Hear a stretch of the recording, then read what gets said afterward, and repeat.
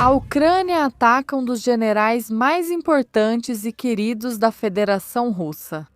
Um grande feito da inteligência militar ucraniana. Mas isso, na verdade, pode não ser nada disso, como provavelmente está sendo divulgado pela grande maioria da mídia ocidental. Como se fosse isso, uma vitória ucraniana e uma vitória da OTAN.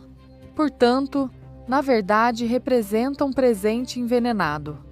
A Ucrânia não só acabou atacando o coração da Federação Russa, onde aquele tenente-general ainda está lutando pela vida. E pode ser que isso acabe prejudicando muito a Ucrânia. Ele ainda pode voltar ao seu cargo e responder com toda a força. E a Ucrânia ainda terá que lidar com essa resposta. Vocês não acham? Nem mesmo em forma de vingança, mas sim uma resposta em forma de justiça por parte da Federação Russa. Mas acima de tudo, quem a Ucrânia atacou não foi tanto a Federação Russa. Quem ela atacou? Vladimir Zelensky é a Donald Trump, é aos Estados Unidos e, portanto, é a Aliança Atlântica do Norte, em última instância. E agora, vou explicar para vocês de forma detalhada, minuciosa, exatamente o porquê. O que é? Este homem que vocês estão vendo nas suas telas, um dos melhores, mais importantes e mais queridos generais da Federação Russa, Vladimir Stepanovich Elishir, que recentemente sofreu uma tentativa de assassinato por parte da inteligência militar ucraniana. Mas, na verdade, além de, é claro, provocar uma escalada claríssima do conflito, onde a Rússia agora terá que responder. Onde esse homem era a mão direita da pessoa que agora está encarregada. O Sr. Kashchukov, o chefe da inteligência militar russa, o responsável pelas negociações entre a Rússia e a Ucrânia. Mas, na verdade, entre a Rússia e a OTAN, que, claro, por enquanto não vão avançar, isso vai acabar escalando o conflito. Mas, acima de tudo, o mais importante, a questão-chave aqui, é que a Ucrânia acabou de dar um tapa na cara, de forma pessoal, em Donald Trump, Vladimir Zelensky. E não pega nem para trás, porque o homem dos 1000 papéis, das 1000 faces e de um único terno. Acontece que, em plena negociação, quando Donald Trump já tinha se envolvido na Venezuela. E, bom, tendo que sair de lá, por enquanto, sem nenhum resultado. Que vender? Além do sequestro absolutamente ilegal de Nicolás Maduro. Mas agora quietinho sobre o tema venezuelano. Ou seja, não parece que estejam conquistando muitas vitórias por lá.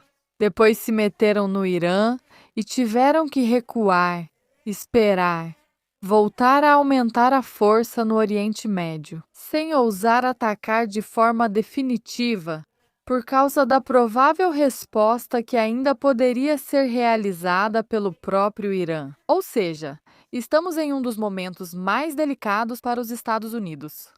Mas eu também diria para a aliança, este homem, o Sr. Alexiev, era, e continua sendo porque ainda está vivo, um dos mais queridos dentro da Federação da Rússia.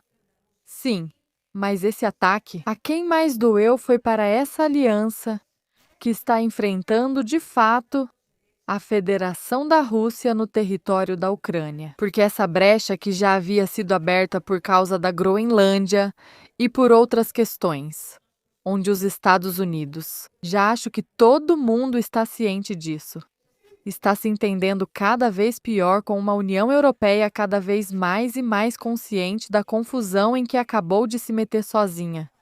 Pois onde, efetivamente, foi criada uma dependência abismal dos Estados Unidos. E agora acontece que nunca foram realmente amigos.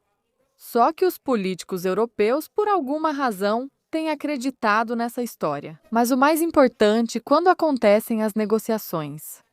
Quando Marco Rubio está anunciando que, de fato, houve avanços muito importantes. Que, de fato, foi alcançado algum acordo entre a Rússia e a Ucrânia. Estados Unidos, aí mediando, e quando tentam realmente destacar, repito, essa possível vitória e já aumentar o nível das negociações. Ir além, porque de fato, há questões às quais ainda não estão chegando e que ainda, de certa forma, permanecem em aberto. Como, por exemplo, o fato de que a Ucrânia teria que retirar seu exército de Donbás, como algo que Zelensky não quer aceitar, pois chega ao regime de Kiev. E nesse momento, justamente, acaba realizando esse golpe. Essa tentativa de assassinato, que além disso, não teve muito sucesso, porque o tenente-general russo ofereceu resistência, porque é muito provável que acabem encontrando o assassino. Porque, tirando alguns poucos títulos, a Ucrânia não conseguiu absolutamente nada de bom. Conseguiu sim uma coisa, que é a raiva dos Estados Unidos. Donald Trump, eu garanto, agora está se lembrando não só da mãe, mas de toda a família de Vladimir Zelensky. Um dos melhores momentos na realidade. Relações entre Estados Unidos e Rússia. Ou seja, claro, ninguém ali acredita, nem da Rússia, nem dos Estados Unidos, que de repente eles se tornaram amigos, né? Mas certamente eles têm conseguido chegar a algum entendimento. Donald Trump estava reconhecendo que Vladimir Putin realmente cumpriu sua palavra ao oferecer aquela semana de trégua energética à Ucrânia. Algo que, na verdade, foi negado pelo próprio Vladimir Zelensky. Já houve uma espécie de desentendimento, digamos, extraoficial, entre o líder da Ucrânia e o líder dos Estados Unidos. Mas, acima de tudo, levando em conta que operações desse porte, a Ucrânia não realiza sem as devidas preparações prévias, que a Ucrânia simplesmente não age. Neste caso, sem o consentimento da OTAN, ou de alguns dos parceiros mais frequentes e dos que mais têm interesse na guerra. Pois aqui, muito provavelmente, teremos que citar o Reino Unido em particular.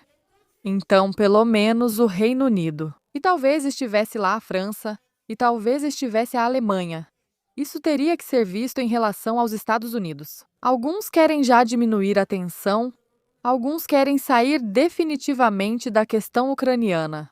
Outros não. Estão deixando para Donald Trump nenhuma possibilidade de escapatória. Nenhuma possibilidade de poder vender ao seu eleitorado uma vitória claríssima. No nível da paz internacional, da paz mundial. É exatamente isso que Donald Trump quer enfatizar. Seu papel de pacificador. É exatamente isso que os globalistas, os democratas, querem tirar dele? Em primeiro lugar, os democratas, que historicamente, especialmente nos últimos anos, se entendem muito melhor com a União Europeia do que os republicanos dentro dos Estados Unidos. Agora, de fato, no caso particular, por exemplo, da Espanha, eles estão atacando Pedro Sánchez, Elon Musk. Bem, uma quantidade enorme de personalidades do mais alto nível dentro dos Estados Unidos. Agora só falta Donald Trump dar uma bronca por causa dessa proibição das redes sociais para menores de 16 anos, que eu ainda não entendi muito bem como eles pretendem colocar isso em prática. E também não tenho certeza se realmente vão fazer. Cuidando, muito menos pelo bem-estar dos menores, por outras coisas que os menores realmente podem fazer na Espanha. Mas esse não é o assunto. Estamos falando que, ao atacar a Federação da Rússia nesses termos, a Ucrânia não só provocou uma resposta que vai acabar acontecendo na forma de ataques massivos e brutais dentro do território desse país por parte da Federação da Rússia. Ou seja, vamos falar de ataques absolutamente enormes. Alguns demonstrativos vão ser preparados. A Rússia não vai agir como costuma agir a União Europeia. Ou seja, não é que não vai haver ataques. Ou talvez, sim, talvez haja ataques esta noite.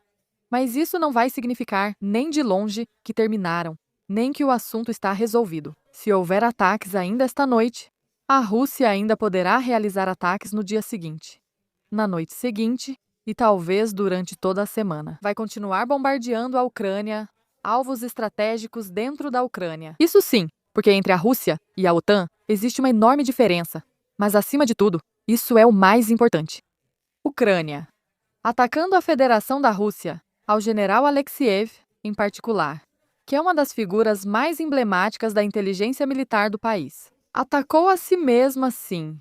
pelas razões que acabamos de mencionar, mas também atacou o coração da Aliança do Atlântico Norte. Além disso, em um duplo sentido, atacou os Estados Unidos, que sem dúvida alguma é o pilar mais básico. O pilar mais importante é a chave da Aliança do Atlântico Norte, em absolutamente todos os sentidos. Mas além disso, estamos falando da unidade dos diferentes países que compõem a aliança, que é definitivamente o coração dela, que já por si só estava extremamente abalado depois dos desmandos de Donald Trump. Que sim com a Groenlândia, que sim com isso, que sim com aquilo, que sim tentando apertar os parafusos da União Europeia.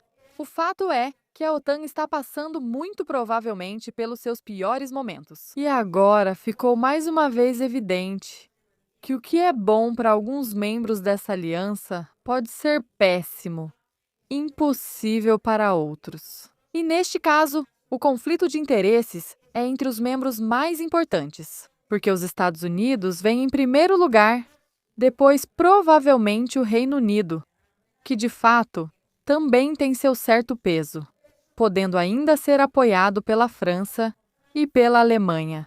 Portanto, o confronto está posto. E o confronto está posto graças a Vladimir Zelensky, que ainda vai ter que explicar para a própria população o que diabos eles estiveram fazendo. Atacando supostamente um alvo estratégico dentro da Federação Russa. Mas basicamente foi uma tentativa de tirar a vida de um general, um atentado terrorista, de forma absolutamente clara, cristalina. Aqui, temos que chamar as coisas pelo nome.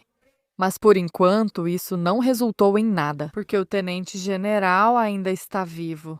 E pode ser que consiga sair dessa. É que Alexeyev é muito Alexeyev. Quem conhece a Operação Militar Especial, conhece muito bem, por dentro mesmo. Também conhece muito bem a figura de Alexeyev. O que isso representa, de fato, é um golpe muito duro para a Federação da Rússia. Também, caso alguns de vocês estejam se perguntando sobre os detalhes, agora vamos falar sobre eles. Por quê? Como isso pôde acontecer? Por que não houve defesa? Talvez não tenha havido segurança privada. Já já eu explico para vocês. Mas principalmente para Alexeyev, sim, de fato, isso dói infinitamente para a Federação da Rússia. Mas por enquanto não está perdido para o país. Mas para quem mais isso vai acabar doendo? Surpreendentemente, para a própria Ucrânia e ainda mais surpreendente para a Aliança do Atlântico Norte, que supostamente para a Ucrânia é uma organização aliada e a qual supostamente a Ucrânia quer ajudar com esse tipo de atos. Ou será que é a OTAN que quer ajudar a Ucrânia organizando esse tipo de atos pelas mãos da Ucrânia? A pergunta fica em aberto.